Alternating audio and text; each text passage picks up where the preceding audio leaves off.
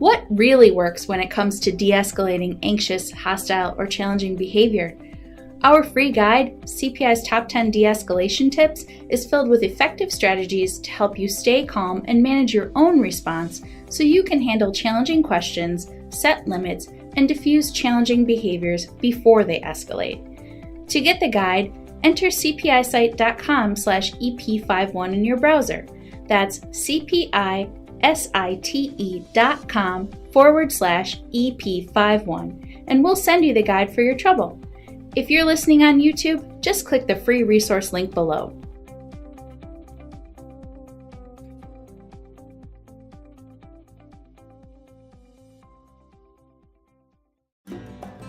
Welcome to Unrestrained, the podcast series from CPI. Here you can enjoy conversations where professionals on all sides of crisis and behavior management relax and open up about themselves, their workplace, and their clients.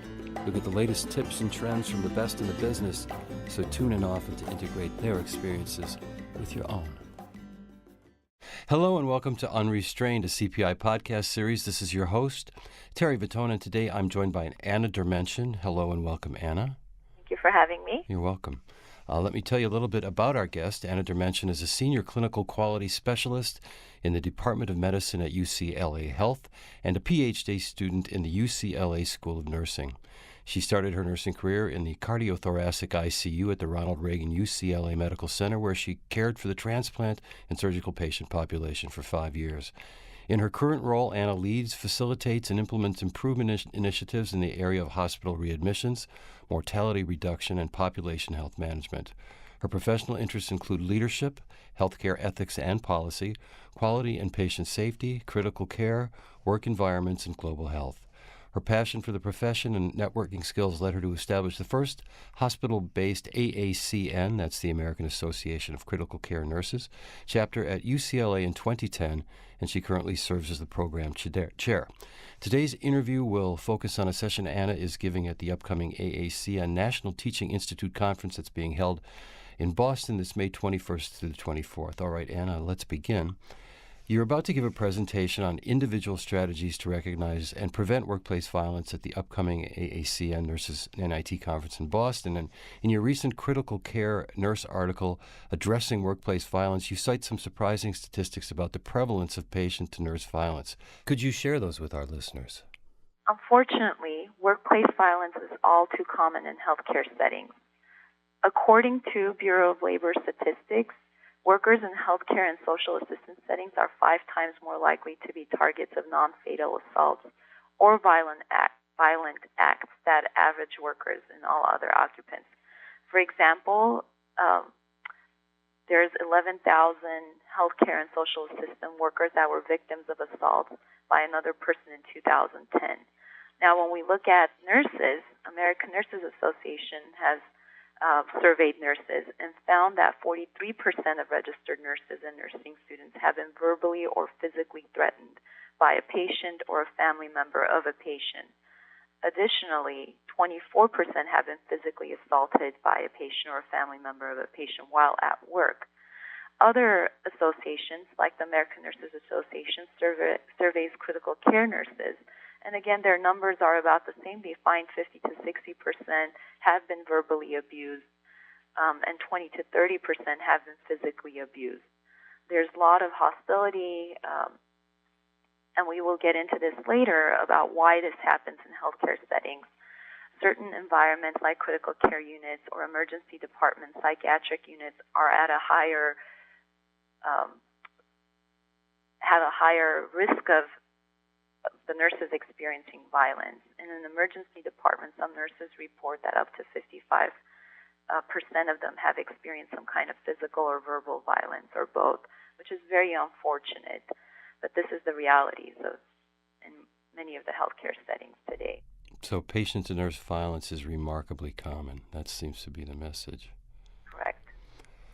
Surprising indeed. The Code of Ethics for Nurses states that the primary commitment of the nurse is to the patient, and this is demonstrated by protecting the health, safety, and rights of the patient. But nurses also owe that same obligation to self. So in light of those statistics, what are some practical strategies nurses can use to ensure personal safety while also ensuring that patient care isn't compromised?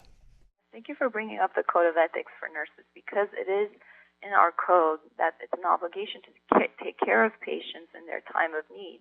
Provision 1 actually in the code says the nurse practices with compassion and respect for the inherent dignity, worth, and unique attributes of every patient, which means we respect for the human dignity and build relationship with the patient. Provision 2 says the nurse's primary commitment is to the patient, whether an individual, family, group, community, or population. So it could be in an ambulatory setting, a nurse practices and takes care of the community.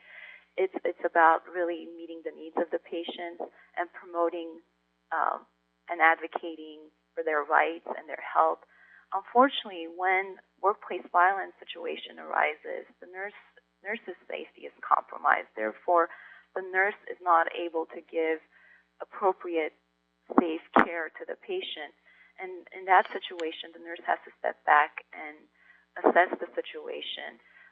Going back to the Code of Ethics, Provision 5 says the nurse owes the same duties to self as to others, including the responsibility to promote health and safety, preserve wholeness of character and integrity, maintain competence, and continue personal and professional growth.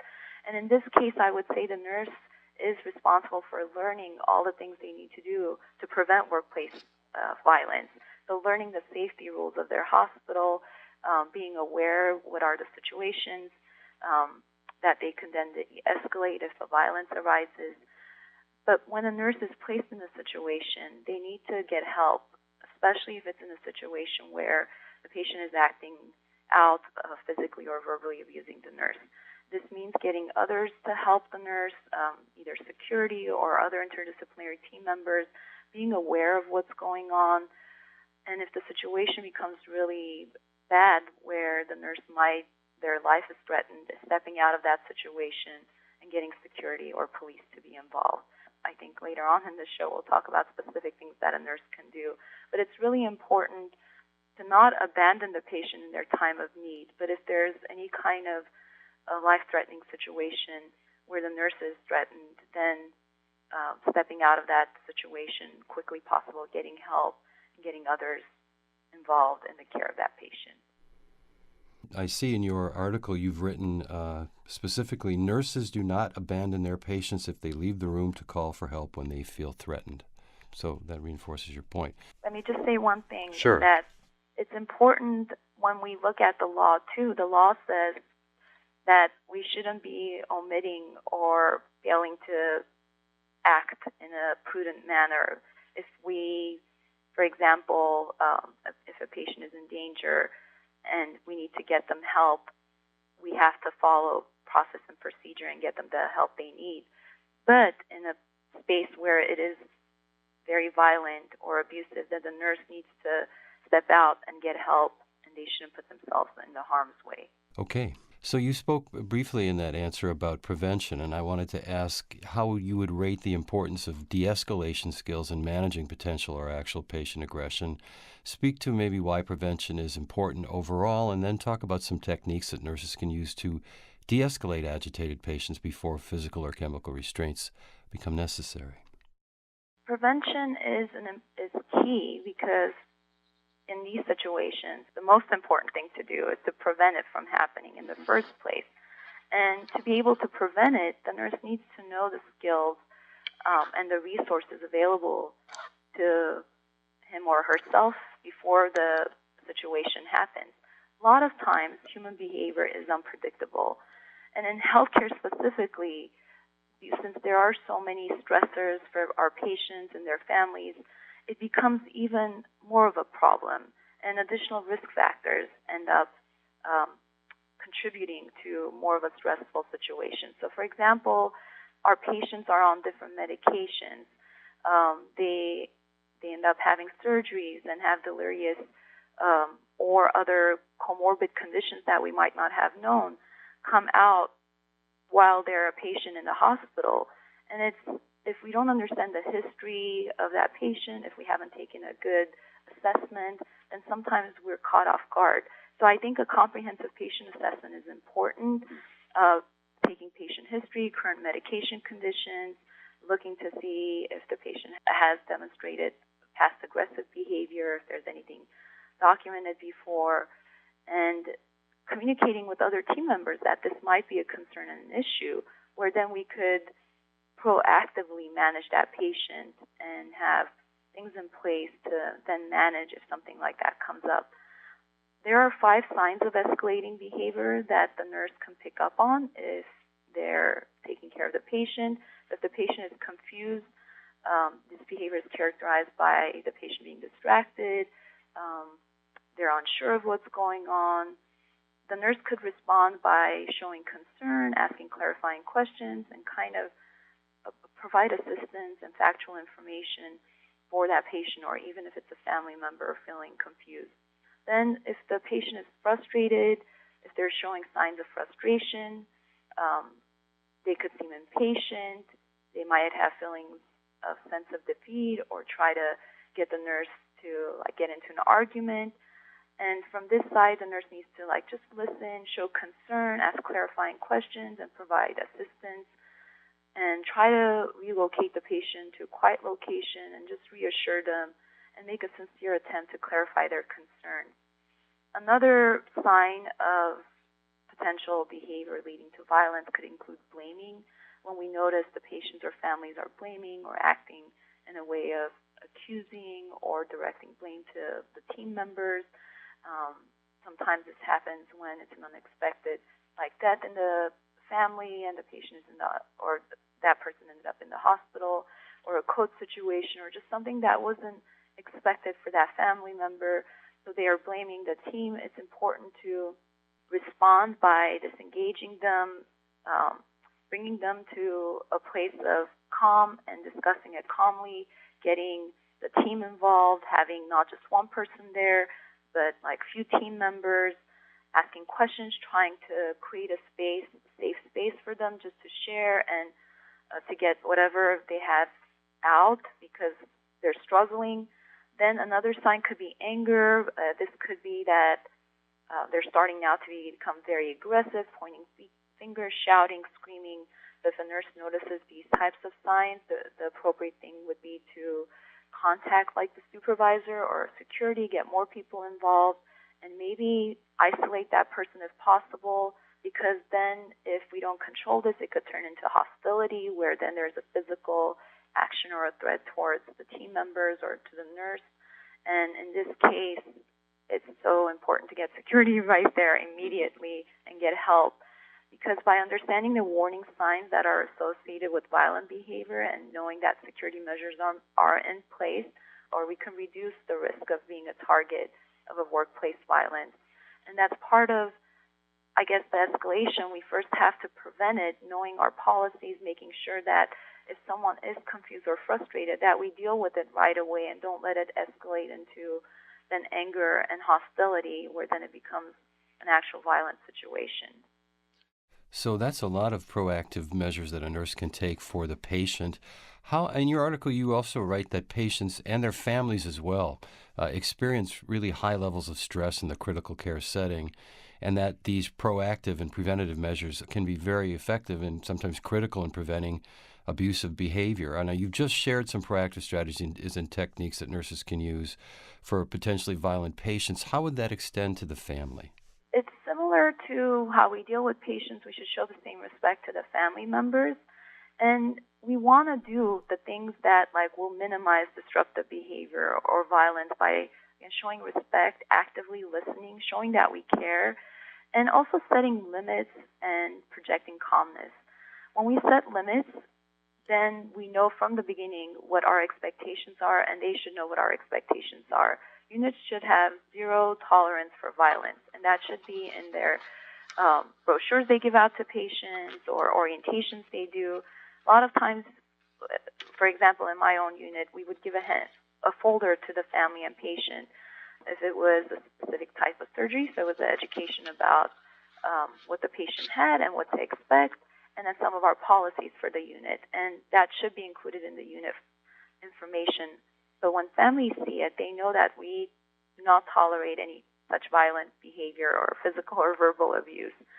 So it's acknowledging the other person's feelings if they are experiencing some kind of concern or worry. It's acknowledging those feelings, establishing ground rules, if there's unreasonable behavior that continuously persists, making sure we give them space to calm down, we have one-on-one conversations, or bring the team if it's getting out of hand, reassuring to them, being open, even if they're criticizing us, being open and just listening and giving positive feedback instead of feeling attacked and starting an argument with the patient or family.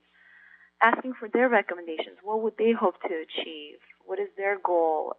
And maybe it's not being met or their expectations are not being met.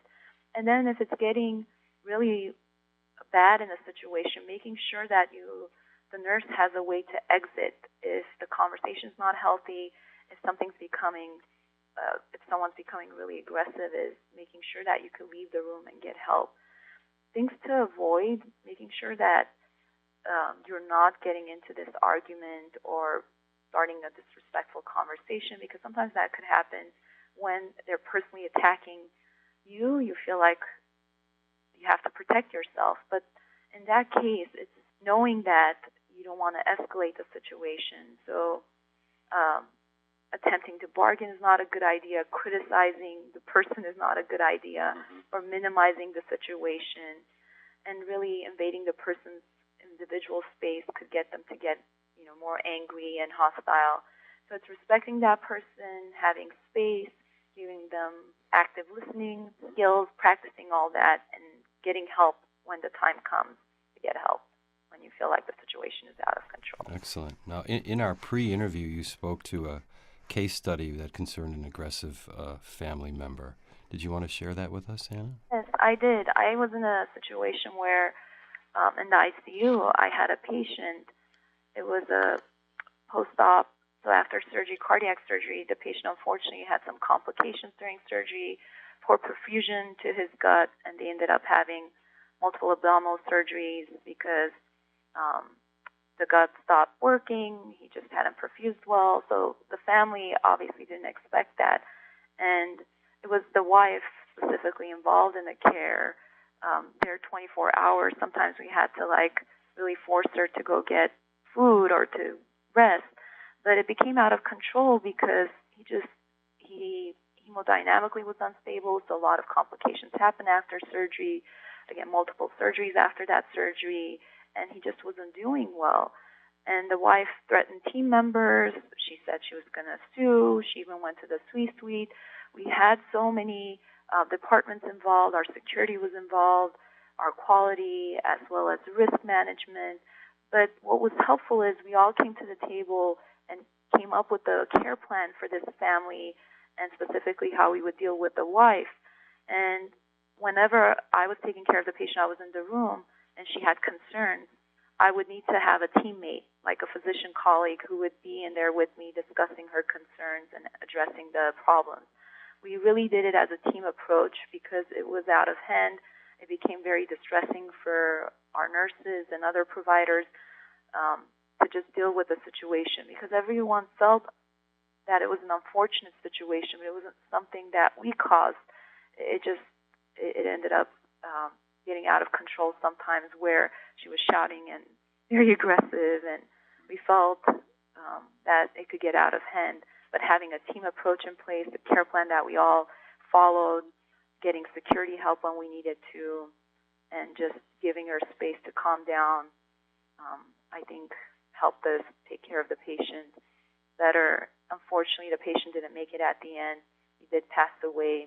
But I think we had things in place with security and the risk management and other departments where then it was handled with the wife directly after the patient died and she went home.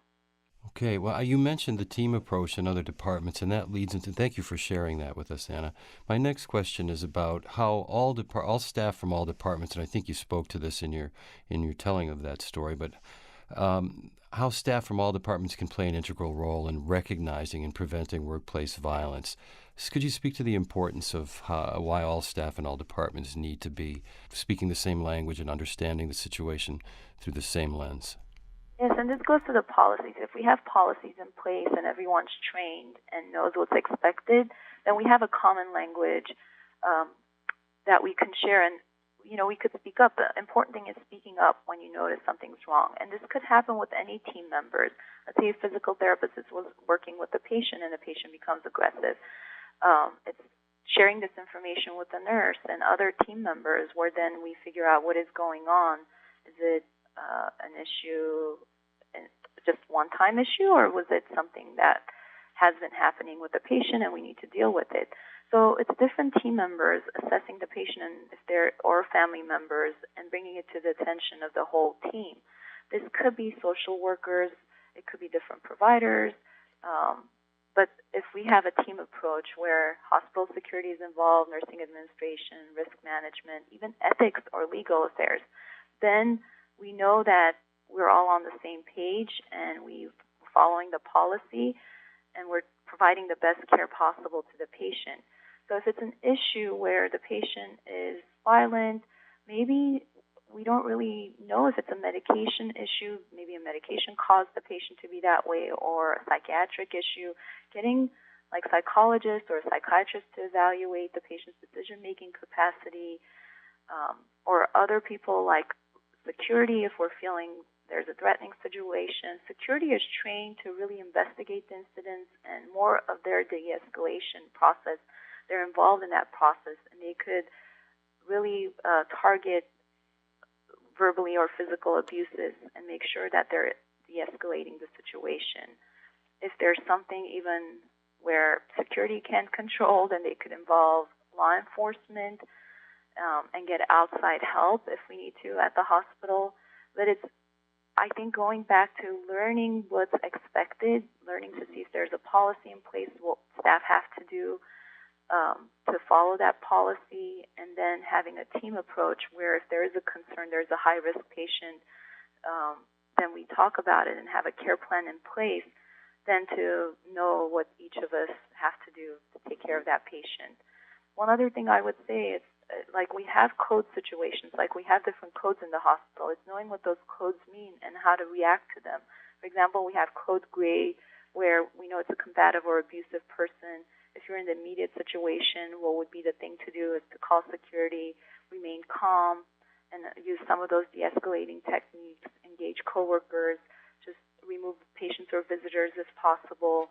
Knowing those kinds of things is helpful. Then when you're in the situation, you don't panic and don't do something that might cause the situation to get worse. Another code we're supposed to be aware of in the hospital is Code Silver, where a person with a weapon or there's a hostage situation, it's knowing if that's the case, removing yourself from that situation, running, hiding, fighting, whatever it takes, and then getting law enforcement involved and making sure the appropriate security, everyone's there to handle that situation. Our personal safety is top priority, and if we want to make sure we're safe, as well as the people we're taking care of, the patients and their families, they're safe. This really takes a team approach, and coming together as a team is the most important thing we can do to provide quality and safe care. Well said. It leads to my next question, which is that if risk for violence is determined when assessing a patient, there are certain practical and preventative measures that can be taken to assist other team members that you talk about in your article. Could you review a couple of those for us? Yes, there are a variety of methods for potentially flagging a patient or putting like an electronic health record banner that then alerts people. It could be an active flag. For example, if we are dealing with an electronic health record, we can put active flags in the electronic record where it pops up each time the file is open. So anytime a team member goes into the patient record, there could be a reminder of this patient is a high risk for physical or verbal abuse or any kind of violent behavior. And it helps the team or that individual to just be more aware, and every time they interact with that patient, then they could, assess and see if the patient is exhibiting any of those behaviors. So it's the active flag that could then really, it helps to bring that notification right away when someone is in the patient chart. Or it could be passive flag where it's on a banner or somewhere in the record where it's a certain color, it still brings attention that this patient is a high risk, and we need to we just need to be more proactive and use some of our preventative things to make sure the patient doesn't get into trouble. We could do other visual cues such as wristbands, bedside signage, or patient assignment boards. There's graphic symbols you could put on, or colored markers. So each hospital or unit might come up with a different format that works for them, but the goal is to identify high-risk patients based on a comprehensive assessment of that patient's history, or it could be some environments like the psychiatric units or emergency departments where some people are high utilizers. They keep coming back in. And if we know that about that patient, to highlight that they're a high-risk patient and come up with a comprehensive plan on how to deal with it. So some techniques might work with some patients and some might not, like certain ways of speaking or acting. There are individuals that could be more proactive in situations where if they build a relationship with the patient, then they could calm them down easier. So just knowing what works for that person, especially if they have a record with the hospital system or with that organization, then keeping track of them and knowing the right steps. If we all use the same care plan and add to that care plan, it helps us then prevent an incident happening to a full-blown threat or a workplace violence then that endangers staff and other people. Well, those sounds like some very effective strategies to alert other staff that there's potentially challenging behavior from a particular patient. Now, in your article, you write, and I want to close with this question today because I think it's a really important one, and we'll kind of summarize maybe where nurses who are wanting more support or recognition of this issue from their hospital. You write, having additional training in the areas of prevention policies and procedures will be instrumental in making effective decisions during high-risk situations. You go on to say that if no institutional policies exist, nurses are obligated to develop relevant policies for their workplaces. And I'm wondering how nurses can practically and effectively set about that task. Mm-hmm. That's a good question to end on. Mm-hmm. I would say that just speaking about workplace violence, it is a complicated and multifaceted problem. It's hard to predict sometimes what will happen in situations like this, but having policies in place and having clear expectations helps nurses be prepared in situations like this. And if there isn't a policy that exists, it's important, going back to our Code of Ethics, ANA Code of Ethics says that it's nurses' responsibility to advocate for a safe environment, to come up and really to develop the policies that are needed. Because as patient advocates, as people who are with patients and families and communities constantly, we have insight sometimes that other providers don't. And it's important to use that insight then to put things in place for preventing from incidents like this from happening. And that's why I think it's important for nurses to assess their situation. If they go back to their unit and realize that there is no guideline or there is no policy, then to bring it to the concern of their leadership and say that this is something they're passionate about. There's so many national organizations like American Nurses Association that has recommendations. There is healthy work environment guidelines from American Association of Critical Care Nurses. OSHA and Joint Commission have standards. It's really state-based, a lot of the policies, but the states that mandate things, then the hospitals have to do. But if the states that don't have those policies, it's still the hospital's responsibility to protect their workers.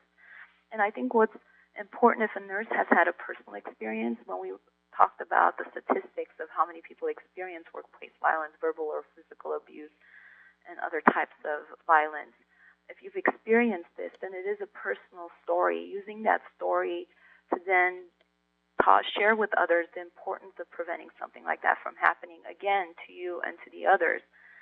And if you could use that voice to get that message out, it will be a strong, you will be a strong advocate for this issue. Going back to your resources professional organizations, bringing the leadership at the table, sharing stories, the statistics, and then forming a team that cares about this topic to draft something. Because it is not one person, one individual that could really get this done. It is, again, back to a team approach, getting the relevant people at the table, having the conversations, and then setting about to put a policy in place. If anyone's attending the Critical Care Conference in Boston, NTI, there will be a session from a hospital that actually went about a nurse experienced a workplace violence situation, and the hospital didn't have a policy. She went about and drafted something that is now a health system policy for their whole organization. It is possible to do this, and I just encourage anyone who's listening, if they have been in a situation where they felt stuck, then to do something about it. It doesn't need to be that way.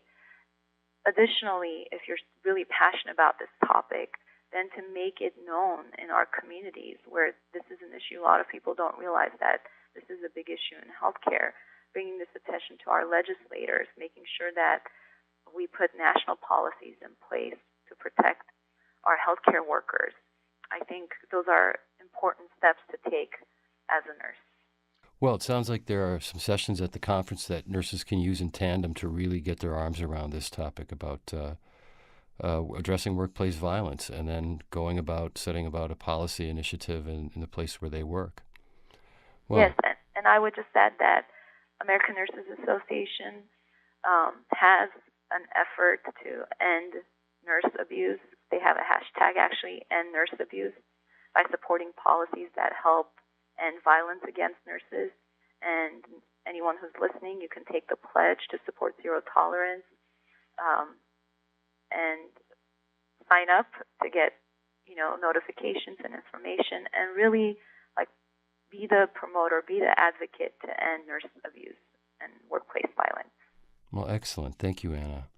Well, my guest today has been Anna Dermenchyan. She is a senior clinical quality specialist in the Department of Medicine at UCLA Health. She will be presenting at the American Association of Critical Care Nurses National Teaching Institute Conference. That's being held May 21st through 24th in Boston, so be sure to look for Anna there. Thank you so much for joining us today, Anna. Thank you for having me. Thank you, and thank you all for listening.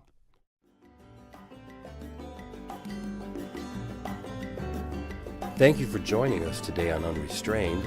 Tune in again soon for another interview with an expert in behavior management. Until then, this is your host, Terry Vitone, hoping your intention is prevention.